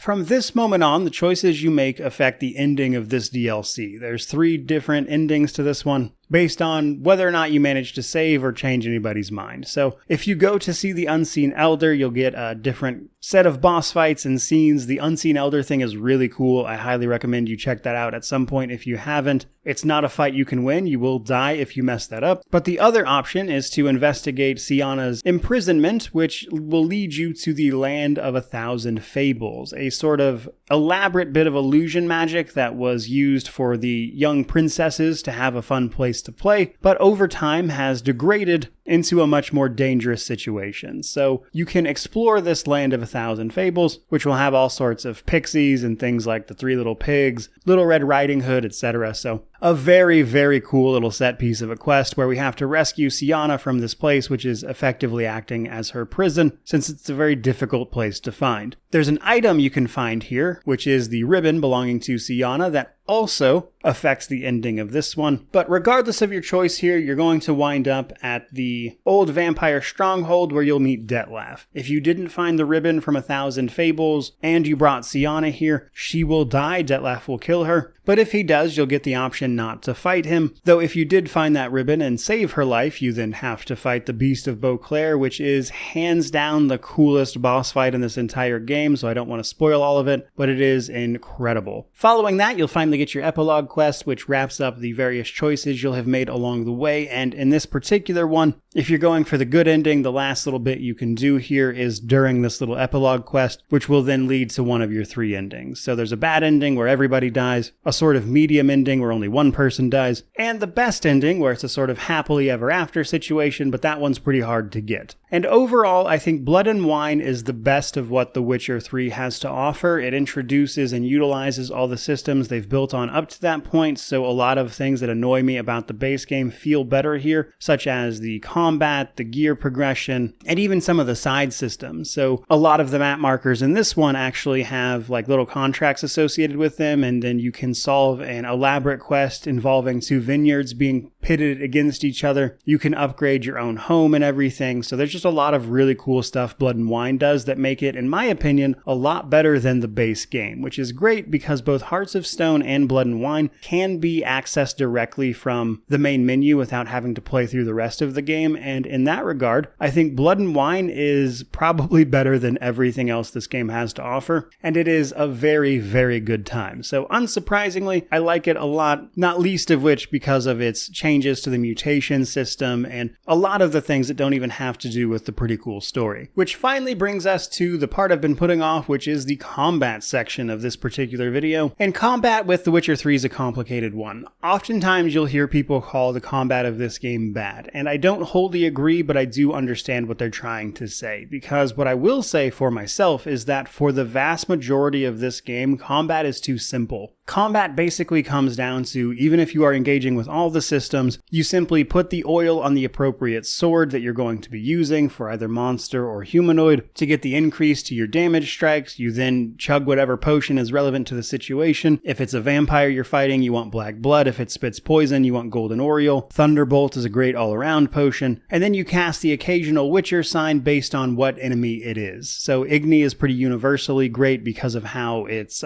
extra effective burning things works, but other enemies you can only hit if you trap them via the Earden sign, so there are signs that are required in certain instances, and then Quinn blocks damage. So the entire combat system for the vast majority of the game is do a tiny bit of setup, which this game has simplified compared to the original 2, where you do it just literally as you're walking up to the monster, so there's no real preparation phase. You simply apply oil, chug potion, spam attack at the enemy, dodge occasionally. That's a very simple system for a game that spans over 100 hours. It gets old pretty fast. I get why people don't like that. But a few things to note in particular. One, the next gen update did alter this a little bit, so if you hadn't played it in a while, there are some changes to the overall balance of the game. They give you a proper lock-on now. So even in terms of the basics, there have been some improvements here over the years. But my big thing in particular when it comes to combat is that the game has so many cool abilities that unless you specialize into either swords, signs, or alchemy, you'll never get to use. And you're basically forced to either specialize into one of those or pick just a couple of abilities from each, despite the fact that each of those has like 20 different abilities. But the character progression is so limited that you can't simply use the ones you want to use, which means a lot of the more nuanced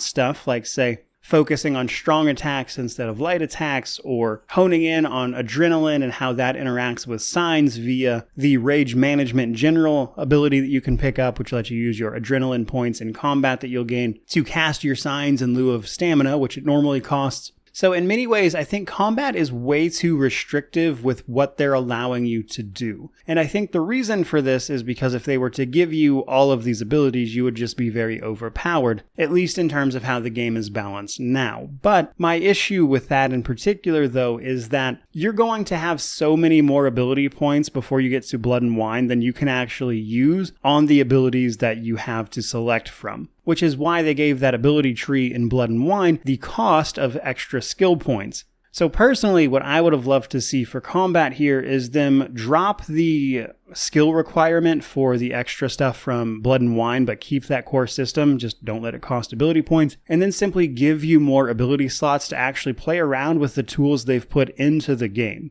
Because I think a lot of people's opinion on combat would change if they could simply utilize a lot of the abilities here that are available, but you simply can't use them because you're limited in the number. But that's for just the bulk of the base game. I actually think combat gets really fun in the last like 20 hours of the game, once the game starts loosening up a little bit and gives you access to the rune right in Hearts of Stone and the mutation system in Blood and Wine, because the rune right system gives you all sorts of really unique effects that can genuinely change how you play, like allowing Igni to blow up any target that it kills with its fire, which will then spread and do AoE damage and potentially catch them on fire, which can lock down entire groups of enemies with a single cast of Igni. And then there's a rune ability that causes signs you cast with your full stamina cost to charge up your sword to then cast that again when you strike with it. And being able to do that with things like Ard or Igni and then cause your sword strikes to also cast your signs, for instance, is a really cool, fun way to change and address combat without fundamentally altering it. And then that's to say nothing of the very unique abilities that you can get from the Blood and Wine mutation system. For instance, one of my favorites is Piercing Cold,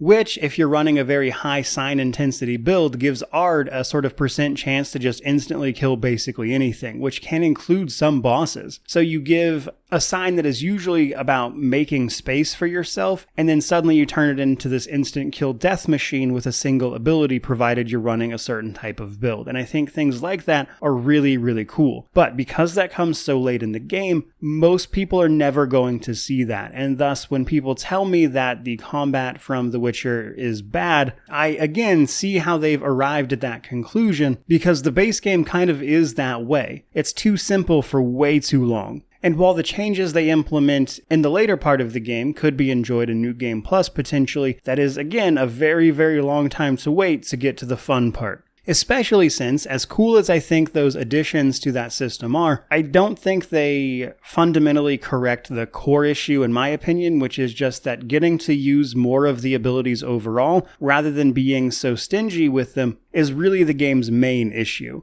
So basically, it just needs to get where it's going faster. And I think if they were to retroactively change this, although obviously that's never going to happen, to include the base game, I think people's opinion about combat would be different, because this game has all of the things that would be required to make really cool builds and stuff, and then stops short of actually letting you mess around with any of that, which is why you get comments on combat being a bit lackluster, as I've hopefully explained pretty thoroughly here. But moving right along, we finally have some information on the Steam Deck. Now, the Steam Deck for The Witcher 3 is interesting because it does have a verified rating, and that's mostly true, but this is because the graphics card that's in the Steam Deck is actually about on par with the recommended specs for The Witcher 3 when it launched. So unsurprisingly, the Steam Deck can run The Witcher 3 quite well. The issue you're going to run into, though, is the new next-gen stuff. And because of this, if you're playing this specifically on the Steam Deck, you might actually want to go to the beta branch of The Witcher 3 that's available, which is just the classic version of the game, so you don't have to deal with the next-gen update, specifically because of all the graphical enhancements that might actually make that a little difficult to run on the Steam Deck. Switching over to that beta branch and then also making sure you're using the Steam Deck graphics configuration that comes with the game as well, and you should pretty much be good to go. So definitely playable there, but you might have to tweak some settings just because of the next-gen update and how that works compared to the initial recommended specs for the game. But it should be very doable, which finally brings us to our positives, negatives, and then we will wrap this thing up. So, the positives for me in terms of The Witcher 3 are mostly down to the storytelling and the world. The Witcher 3 does a great job of getting you invested in the individual stories of the main characters, but also more side characters and side stories like the Bloody Baron, for instance, which you'll have to get involved with to advance the main story. And while I think at times that can be a little in detriment to the main plot,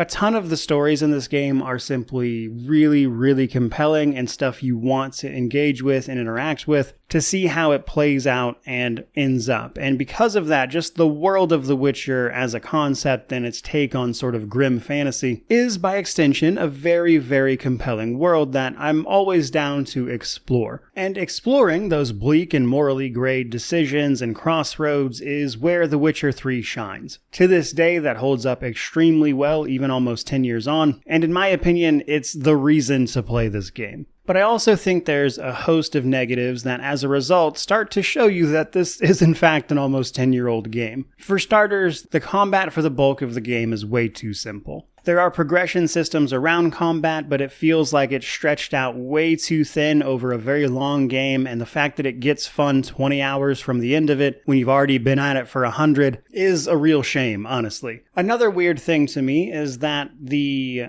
next-gen update actually provides a map filter that effectively allows you to ignore the bulk of the points of interest in the world, essentially admitting that the bulk of those points of interest aren't really worth exploring. And as such, The Witcher 3 has a ton of filler content, specifically in regards to its open-world approach to things, that just doesn't really add much to the game outside of just giving you an area to run around and a monster to fight usually when you get there. Which isn't necessarily bad in and of itself, but given just the sheer quantity of times they do this, it gets very old very fast. And then don't even get me started on all the points of interest in Skellige, and how removing most of them would not even matter. Then there's things like the movement. Bizarrely, often simply trying to move with Geralt, especially indoors and things, can feel incredibly clunky. That's also the case with Roach, just out in the open world, really. Even with the next-gen update, it still feels very awkward to move around, and while it's not a problem all of the time, it comes up enough times that it's going to get annoying. And then there's all of the inventory management. Things like the durability and inventory weight mechanics are just odd choices overall, because while I can see what they were going for in terms of durability on the weapons and having to prepare for a fight, they've already streamlined most of the preparation phase of the game anyway out of the original 2. So the fact that they would keep a durability system that wants you to prepare your swords, meanwhile they cut out all the preparation around potions and everything, just feels very awkward. Like, either commit to it or don't. And then there's the inventory weight system. So while this mostly applies to armor and weapons, reality is you're going to be carrying a metric ton of stuff that doesn't have any inventory weight, specifically because it would be incredibly inconvenient to do so. But it's no surprise to me that one of the more popular mods for this game is to just remove the inventory weight altogether, because it largely feels superfluous, which can be said of a not insignificant amount of The Witcher 3 these days. Which leads me to my conclusion. If you've paid attention throughout this video, the vast majority of it was spent talking about the story and some of the characters and things I liked or didn't like there, or specific things I wanted to comment on. And that's really no surprise, because that's what The Witcher 3 here is really all about, is those stories and the decisions therein and how they affect all of the characters involved. And in that regard, I think The Witcher 3 has really stood the test of time in this past decade, but it's the edges of everything else that have started to fray. Game design that I think isn't exactly well loved anymore, like all of this filler content that's there just for the sake of it and adds absolutely nothing. Progression that's stretched razor thin over a 100+ hour title. So in many many ways, while The Witcher 3 is still an incredible game, I absolutely think it's starting to show its age, frankly. But in spite of that, and despite me playing it all these times over all these years, it's still a pretty incredible value for your money, especially these days when you can buy it super cheap. It's regularly on sale for next to nothing, including the Complete Edition, which comes with all the DLC, but I mean, even at full price, it's still well worth it these days. So, while recommending The Witcher 3 is a foregone conclusion that I won't bore you with, what actually excites me about this game is for the future of it. You see, just a few days from the time of this video, CDPR is releasing the official mod kit finally for The Witcher 3, meaning that there will be an official toolkit for making mods. And while I personally would say that the story of Geralt of Rivia and honestly the parts of my life that playing all three of these games existed in is also kind of been put to rest, I do think there's a real possibility that this game will have a legacy not unlike Baldur's Gate another 10 years from now, where somebody like me is taking a look back at a 20-year-old title that meant a ton to them when they were a younger person like myself, has done with many titles, including some I've covered on this channel. And that to me is the most interesting prospect of The Witcher 3 now, because it's certainly getting old, but it's also forged an incredible legacy that I think is likely not to be topped anytime soon. So we'll see what they have in mind for the next Witcher title, because while this is certainly the end of Geralt's story, I do think the universe itself could still have quite a bit to say. But that is pretty much going to do it for this exceptionally long review from me, so I certainly hope you enjoyed it. If you did, don't forget to like, comment, subscribe, all that YouTube jazz. It was an exceptionally fun video for myself to run through and make, as again, this is one of my most played games, period. And I enjoyed taking a look back at it. But do let me know what you think about it all these years later as well. But that is pretty much going to do it for this video. But either way, truly, just thank you so much for watching. I really do appreciate it. May you wander in wisdom and have an amazing day.